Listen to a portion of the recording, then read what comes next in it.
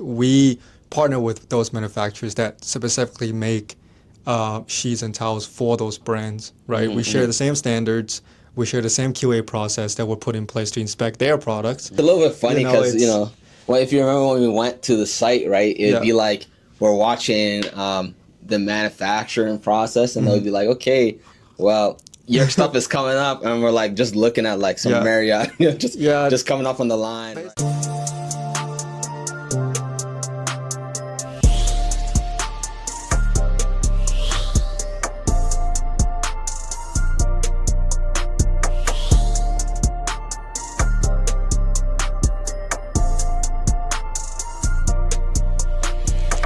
Welcome back to our show, No Sheets Given, where William and I will give our hottest takes on the hospitality industry 100% unfiltered, bringing you the funniest, most critically acclaimed topics in the industry, and it's going to be a lot of fun.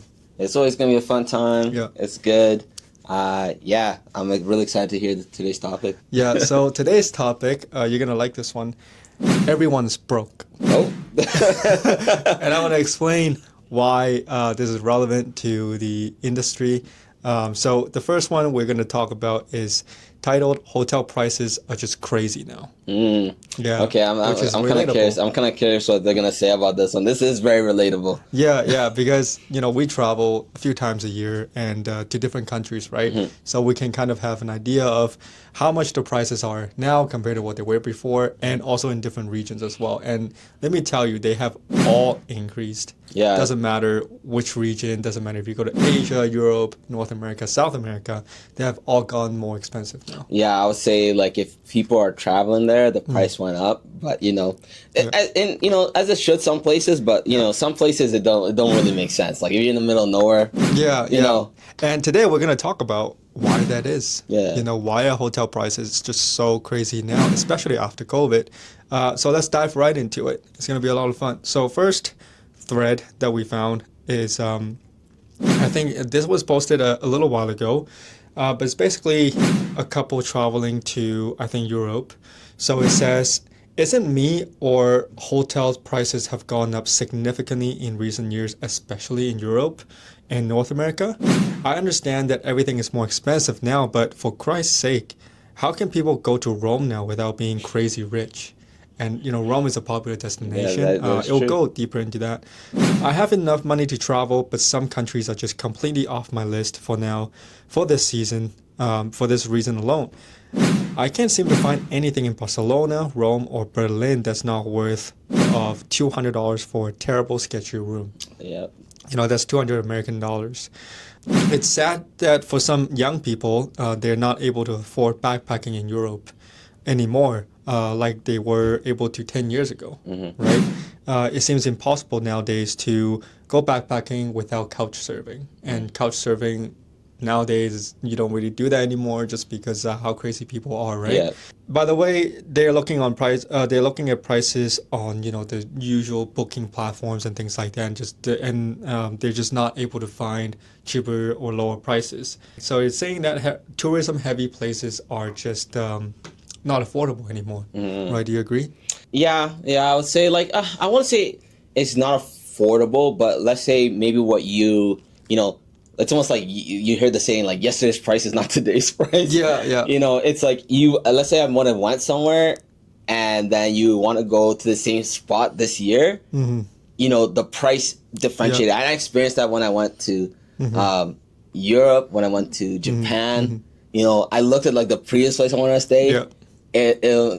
Even by the time I went to Japan, we wanted to add on an extra day at the place we stayed. The price is different. The price for one extra day was half the stay that we were paying. Yeah, and that's the thing, right? Like people always adjust their prices, and coming from the vacation rental world, like we used to manage vacation rentals, and it was basically taught, or it was a common practice that when it gets closer to today, let's say you have empty rooms today, instead of dropping the prices, sometimes you would actually increase the price for those last minute bookings. Let's say guests from Hotel A they got a cancellation, right, or the hotel suddenly are not able to accommodate them anymore, they walk down the block and found us. Now we have an opportunity to charge them even more than what they had booked before, right, booked in advance, because now that it's between me or sleeping on the street. Yeah, right. and I think it's like it works. That's specifically true when it's like on a weekend. I would say for sure. Yeah, you're yeah. gonna experience stuff like Yeah, that. yeah, and it goes beyond even last minute, right? You have seasonality comes into play depending on what season you travel. And let's say, for example, in the summer from May until September, most places in the northern hemisphere, which is like 70% of the world, are going to be in peak season for travel. So if you travel within those times, you're gonna have to pay more versus if you travel in the winter. Well, and another part that people don't talk about, and we probably we can talk to, is about also occupancy. When you're booking really far in advance, it's gonna be more expensive. When you're booking really close, it's gonna be expensive. Yeah. It's when you're in that Goldilocks zone where they need to actually build up their occupancy so they can feel more comfortable charging more. Yeah. So that's what most likely happened to me in my situation. Yeah, like I booked probably just about 8 months in advance. They didn't have anything for that month, and they were like, well, we need to get to at least 50% before we can go to our regular charging schedule. So they put these deals out there. I go by, then I want to add one extra day. They're like, no, you can pay for it. Exactly. And hotels and airlines do this all the time, All right? the time. And a quick tip, a pro tip for you guys is that if you guys are booking, especially on short-term rental platforms, is that these are just independent operators, right? That's true. That own a basement, that own a condo or a house, things like that. They're not, I don't want to use the word that they're not professional, but they're newer to the game, and sometimes they slip up. Sometimes they are not looking at their calendars as closely as they can or should be, and they mess up the pricing. And sometimes you'll get really, really good deals just because they stacked their discounts on top of each other. You didn't hear this from me. Yeah, Bing didn't want to say it, but I'm like, we're talking from self-experience here. Yeah. So make sure you go into incognito mode when you do this so it doesn't catch back to you. Yeah. Honestly, that's a very good tip. Yeah, especially if you look ahead where people aren't thinking about it. Like, let's say 2 or 3 years. Like, or like a year, 2-3 years, or if they're multi-platform. Yeah. Wink, wink. Yeah. Exactly. I won't say no more. I don't want all my tips you to get out. You don't want to get in trouble either. Yeah, these hosts out there listening to this, they're probably scratching their head. Yeah. I would check all 3 platforms. That's all I gotta say. Yeah. All 3 platforms. But let's dive deeper into this. Back it up with some data, right? So why is this happening? Why are hotel prices all of a sudden seem more expensive, right? So I did some research. People always say that travel has surged post-COVID, right? A lot of people are traveling now because they weren't able to during COVID, and people are doing comparison between now and pre-COVID. Some people have said that people are traveling more now compared to prior to COVID, but actual data suggested that it's actually we're still recovering to the old volume, right? We're almost there. I think we're 99% there, but we're not exceeding it. However, the reason why it's more expensive, it seems like, there's a huge demand for it, is because the prices have gone up since, with inflation. Everybody knew what happened during COVID. Everything has gotten more expensive. So it just seems like that is in a higher demand, because when people think of supply and demand, they're like, oh, a lot of people are traveling now. Hotels are booked up. I can't get a room. That's why they're expensive. But part of the reason is because generally prices have gone up on everything else, right? Labor, material, food costs, and things like that have caused hotel prices to rise. And then also I would say to another thing that can contribute to this is that some places, I think post-COVID, who relied on tourism, were really trying to get people to come over. So I remember I got some really good flight deals at the time where I wanted to go to Asia or overseas. It was only $500, like post-COVID. So I think, people really pushed on bringing people over, which really popularized some locations where like their tourism numbers really bounced back really quick. And, as you probably may or may not know, there's like, in some countries, they're getting a lot of backlash for the Yeah. amount of tourists because it's Yeah. also inflating their economy and they're not able to Yeah, pay and like stuff the like locals are now struggling to pay these prices that are inflated because of tourism, right? And we see this happen a lot in Europe, where they're trying to protect the domestic market, and but it's actually having an adverse effect on their economy. Another thing why hotels are more expensive now is because of labor. Yeah, Right? that's true. In Canada, it's still very hard to get people to work in hotels, especially in the housekeeping department. We were speaking to some people in BC who he told me that the cost of housekeeper per hour is actually $30 or Yeah. more just to get someone to work that job, right? So if you can imagine, if someone has to pay, if you have to pay $30 for a housekeeper, when you want to recuperate some of that cost in your room rate, it's only fair, right? If you have to pay more for something, you're going to charge more for something. Yep. So, and that same thing goes to beyond labor too. It goes to how much your supplies are going to be, right? When you look at the different line items that make up the cost of a room, there are many things like just soap, your towels, your bed sheets, and things like that. They're all going to add up because of the increase in prices. And consumers, unfortunately, are paying the price. Yeah, like I think sometimes one thing that sometimes it's hard for people to remember is that when we make these changes, it could be either wage increases or there's like an increase of tariffs for importing something. I don't know if I'm pulling the curtain back, but most of the times, most companies will pass on the cost to us. Yeah. Right? As a consumer. As a consumer, yeah. So is it fair? Unfortunately, no. But like then It's they're gonna say subjective. it's subjective, right? Yeah. It's like the situation is most of the time we're gonna end up paying for it. And I would say you are right. Like having a housekeeper is probably the most direct impact and cost to the room. Yeah. Right. If you think about it, especially if they're doing housekeeping every day, they're spending 30 minutes to an hour. You can already see right there, especially when that's just a housekeeper, right? You have technically, though it's marginal, you have the supplies, the front desk, electricity, you name it.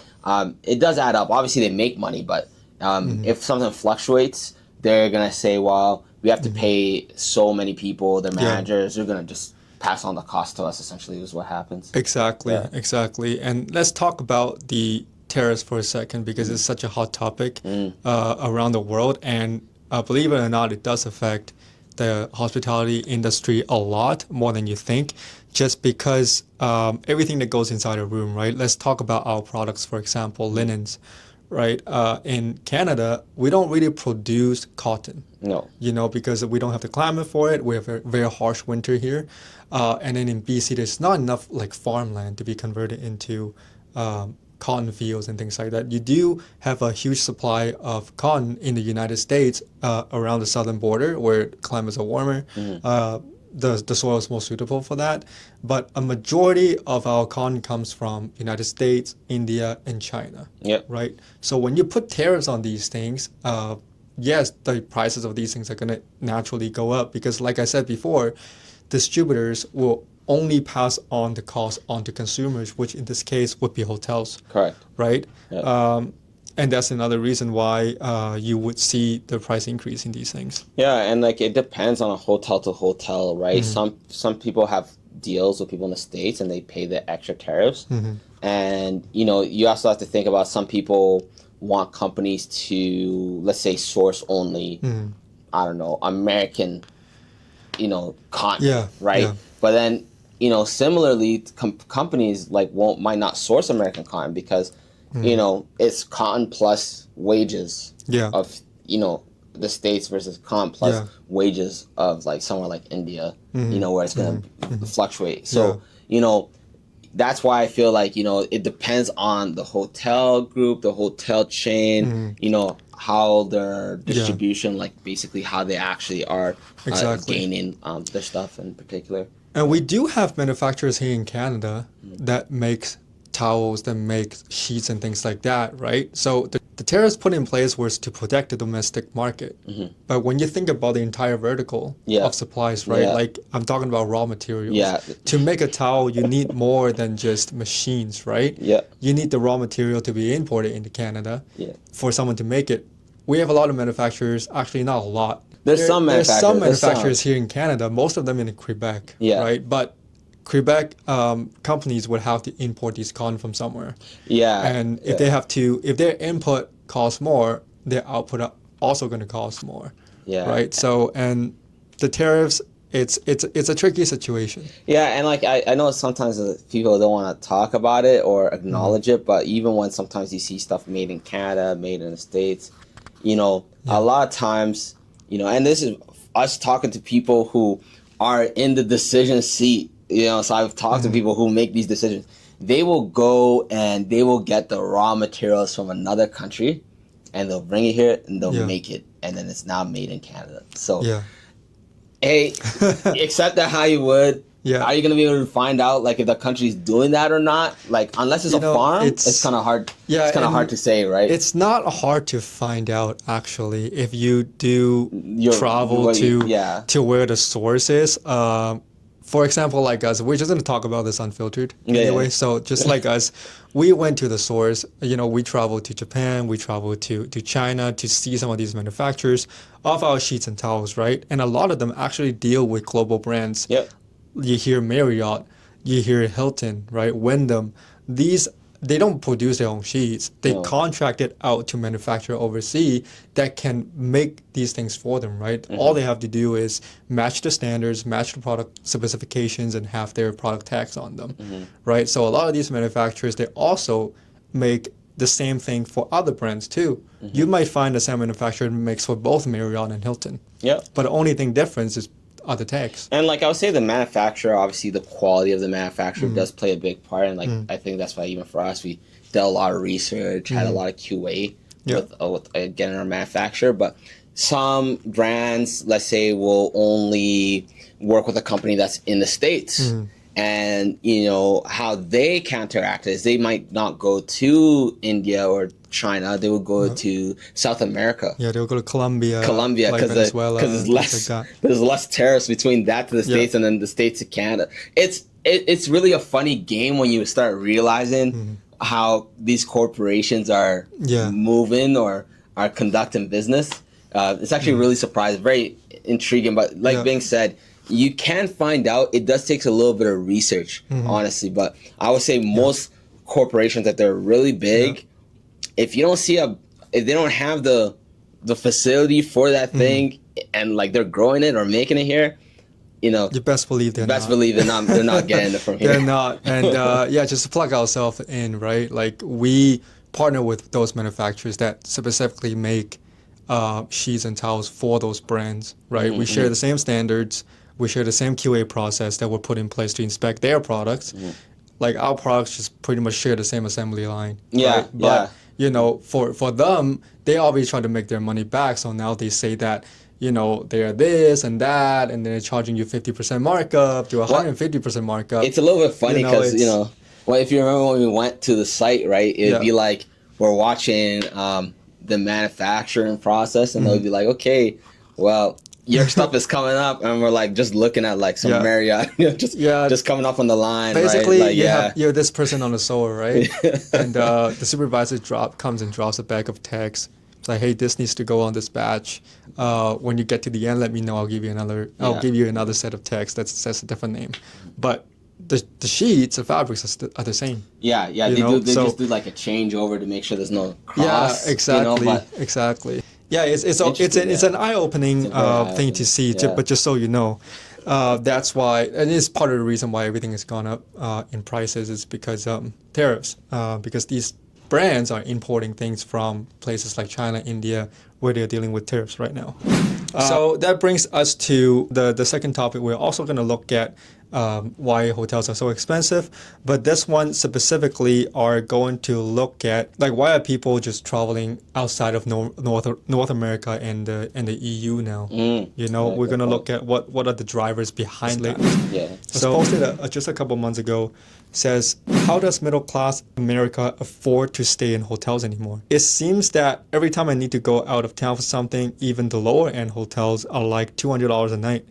If you make $20 an hour and want to get a basic hotel room for the weekend just for 2 nights, after tax and stuff, you're gonna have to work about 28 hours to pay for it. There's some people in the comments saying that they used to be able to travel when they had vacation time and stuff like that, and they will go and do so. But now, because they can't go anywhere, now they're accumulating vacation days and not taking them because they Nice. can't go anywhere now. Back to the point, so like, why is it so expensive to travel in North America? The expensive is like we were talking about before is I think it comes down to inflation and obviously the cost of like Yeah. living increasing, right? We have maybe higher wages, inflation, interest rates are higher. Basically, it's harder to get money where it increases the cost for these things for people. And I think objectively, that's what it is. I would say, like, these companies, like if you're in the middle of nowhere, during COVID, when you talk to a lot of companies, though some people got money, right, it wasn't all enough to cover. So some people went out of business. Some people barely made it by, and they're trying to recover out of the deficit that they come to be in. And then because of that, once things opened up, basically they are like, well, we need to open up the floodgates Yeah. and increase the prices, Yeah. right? Even if we're going to a small town, we've experienced it. Yeah. The rates are no different than being in Calgary. Yeah. And I think it's not just with hotel prices, right? Like if you look at air travel, flights are so much more expensive in North America than compared to the EU or Asia, right? Just because you've only, like, if you think about North America itself, it's very isolated from the rest of the world. Yeah. And basically we play by our own rules here. We only have a few airline companies. In Canada, there are only two, really. The main if ones. one goes on strike, you only have one. So supply and demand plays a big part, right? If you only have a few options, they can charge whatever they want. If that's the only transportation option that you have, you're gonna have to bite the bullet. Well, it's funny that because the other option, because there are other ones like Flair. Yeah. I think Swoop is gone, right? So it's just Yeah, Flair it's now. just Flair, yeah. Flair. But like they're in deep trouble too, I think, with the debt it's and stuff. they all shrinkflated, meaning like now I think if you take like the budget flight, you don't even get a carry-on no more. No, exactly, and Yeah. like we'll dive into that a bit of further. You don't see that type of things happening in places like Asia. Like I always get to bring my carry Yeah, on. even in Europe. I would say, With the most basic fare. Yeah. But in North America, like they do things like that. They do things like unbundling. I saw a video on it the other day where it's basically a smarter way for them to make more money. Yeah. And to trick you into thinking that you're actually saving more money, Yeah. not paying for the things you don't need. Well, I think WestJet was probably the proponent, someone who did it recently, right? Where their new budget line basically does not have anything. Like you can only carry a backpack on the plane. And before it used to be like with a carry-on, but they kind of guised it like as if like, oh, we're keeping prices low. No. If you compare it, I'm pretty sure you're paying more still. Yeah. But back to the point is, I think that's one of the drivers that people are traveling outside of North America and the EU. I know for me, most recently, me and my wife planned a trip. It was between going to Mexico or going somewhere else, right? So we looked at the prices. If we both want to go to all-inclusive resort, right, we want to be able to bring our luggage with us. We want direct flight. The prices were equivalent to, like, spending just 4 days there was equivalent to spending 8 days in South Korea. Yeah. That's with hotels and flights to South Korea. And the food prices there are cheap. So like I can't imagine, paying that much more. And comparatively, the food are going to be made fresh. I can go wherever I want instead of just eating at the hotel. Yeah. So comparatively, it's much, much cheaper to travel outside of North America, take my money somewhere else, and enjoy myself. Well, like even to give you a quick comparison, I went to Texas recently. The flights would have been about $700 for both my wife and I, maybe $800 for my wife and I, and then accommodation and this for 2 days, 3 days. Accommodation was another, let's say $300. Yeah. Right, so we're already at 1,100, and then between food, transportation, car rental, because we needed to go to the venue, I think it must have came to about $1,400, about $700 for a 2 to 3 day trip, right? And we're talking about That's in USD, right? This is this is US, right? So, but just to give you a comparison, if you wanted to go to maybe Japan, because I saw flight deals to Japan recently. Yeah. For flights in Canadians, $1,200. If you go stay at somewhere for even the week, you're probably gonna spend about $500-$600 if you're really frugal, right? It's about almost the same price. Plus you can stay longer and the food's cheaper. Yeah, yeah. So it's like when you compare apples to apples, because like even if you go to I think one big part that sometimes people don't consider, even if the price of getting there is the same. Once you're there, your experience and what you can actually do is going to be greatly impacted by how expensive how far your currency goes. When you go to the States, our currency gets slashed. Yeah, like when I went to Vegas with my wife to watch the Formula One race, it was so expensive. Not only just the tickets themselves were expensive, but like the stay was expensive. Going out to eat was expensive. If you eat at a hotel, it's even more expensive. Well, so, and then plus, I think the minimum percentage for tips was like 20-25% because you're on the strip. But weren't you telling me that they were stopping people from even standing there while walking? Oh yeah. Well, that's for the race. That's yeah, for the but race, I'm like they're charging you can't even walk. No. So they blocked out all the all the overpasses, so you can't see the race. No, nothing's free. But point being is like traveling in North America, it's expensive because like we have this idea when you live in the U.S. that you have like money. It's like the biggest market on the planet. People just assume that you have spending power. I think that's one of the perceptions that people have, and. Like another thing is, like I said before, and even in my previous episodes, like the cost of import into these countries in North America have increased, right? So that goes into the cost of everything. And then for someone who's living in America, making American wages, or in Canada making Canadian wages, it's much better. Your dollar goes so much further in cheaper countries like Japan, China, Korea, even like in Vietnam and Thailand, things like that. And even in Europe, you can have a way better time for longer. So when you compare the two, like why stay in North America? Yeah, like I think even WestJet, I saw like recently, I think they're trying to get like $200 flights to like Italy. Yeah, right? Yeah. So, but to go to Toronto is like $600 at times. Like, yeah, it's exactly. Like, it's crazy. So, it's crazy. So the industry is actually doing itself a disfavor.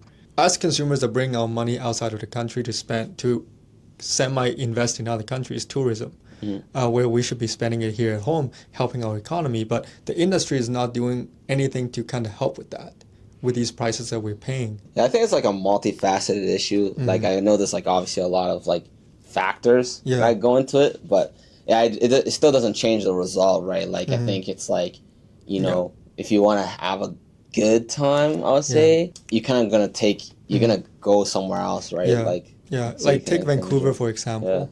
You spend $300 a night to stay at a hotel that's mid-tier, and then you go out to eat, you pay 12% tax, right? And then tips on top of that, because you do pay tips on the tax too. Just so you know, they don't show you next time you look at your bill. The tips are including, like the taxes are included in the calculation for the tips. Like for a meal that's $50, you end up paying like $80.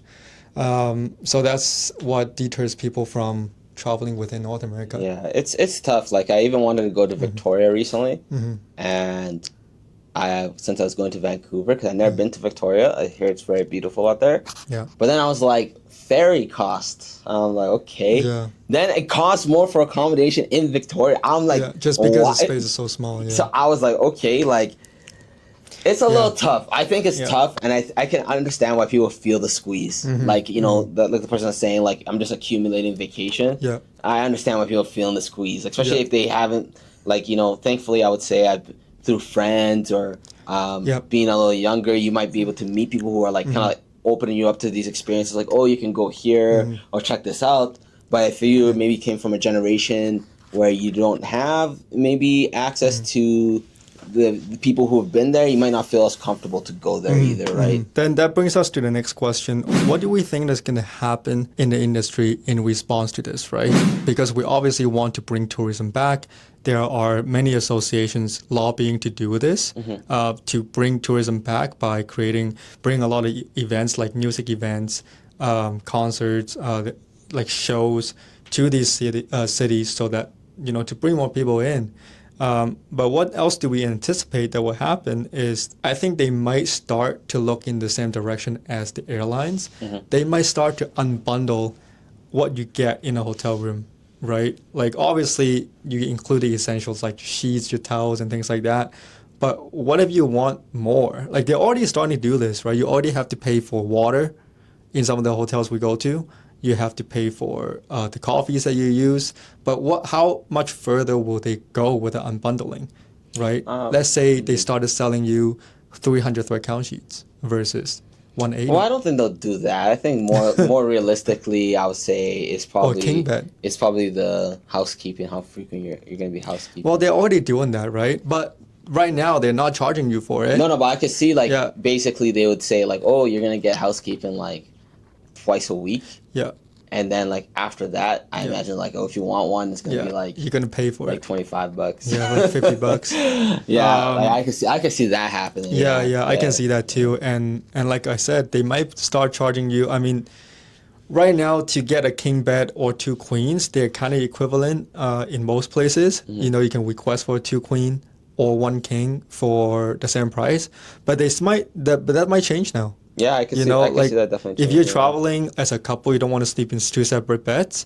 That's an opportunity for them to charge you. But industry-wise, I think maybe we also might see like you're saying associations and tourism are trying to make change. So I think that's why you see people like, or even us, like in Calgary, we have the change with the new stadium being built. Even though it wasn't a great deal, it was a good deal. I think people are so inclined to try and get more events that they're almost willing to do anything for it. Yeah. So it's like, I think you're going to see more situations where people are going to try and find ways to bring either maybe more teams or more talent to come out here, right? And I think that's kind of how people are going to find ways to try and make entertainment more viable so that they can at least explain these changes. Those value-added services, right? Exactly. Right now we only have Stampede, right? During Stampede, the prices go way up. Yeah. So, if on that point, if I were smart, right, or if I were an independent operator, or if I own, I know a lot of Airbnbers do this. They would bundle value-added services, right? For example, Stampede.